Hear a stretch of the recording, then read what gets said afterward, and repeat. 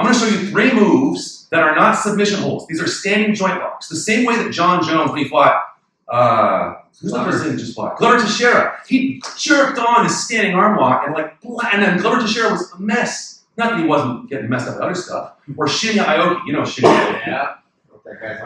Yeah. I forget the name of the guy who fought in Japan. He it was a standing arm break.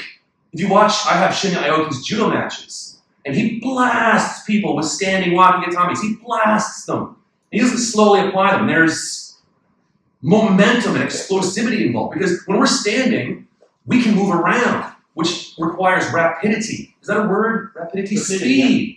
Yeah. On the ground, you don't need to do it fast because he's pinned to the ground and you can armbar him over, a minute or 2. But standing, you can't do that. You see what I mean? So I'm going to share with you 3 standing joint locks that I think I've witnessed them work. I've done them to people, and I've seen them work, okay? So if someone says to you, these don't work, they work. You just gotta do them quickly and like a dick, which is why you can't practice them in training, which is why people don't develop a skill level with them unless they are dicks who are dicks to their training partners, like Shinya Aoki or John Jones or whoever. You see what I mean? You follow me on that? Okay. You can over here for a second.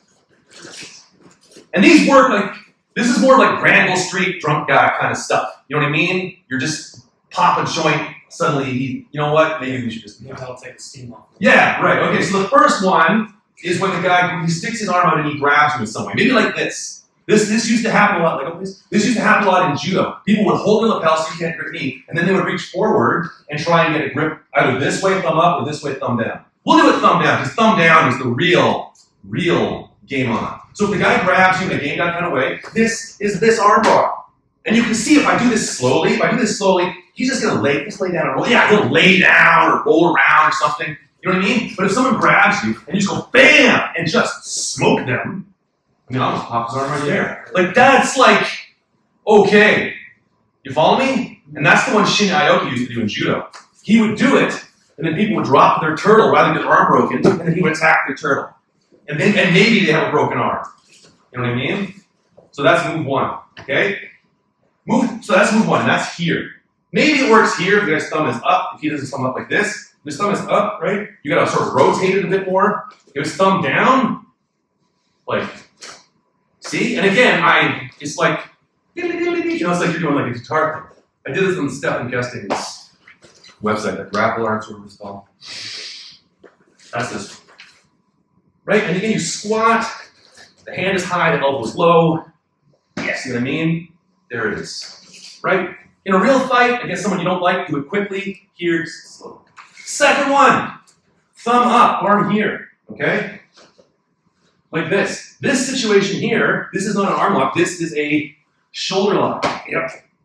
And again, you can see how, if you do it slowly, maybe he lays down or punches you in the face, and everyone always says that. They're like, his other arm's free. Can't you punch him in the face? Sure. But he doesn't want to. If you do that quickly, I don't think that's the one. I think the one John Jones did to Glover was that. Was it just that? Was it that one? It's just Hoki. I did it yesterday, Dan. Oh, did you? No. So move 1, thumb down, straight arm lock. Okay?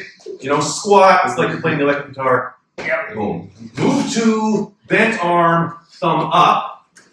Here. Yep. You know what I mean? That's shoulder. First one's elbow, second one's shoulder. Third one, wrist lock. Okay?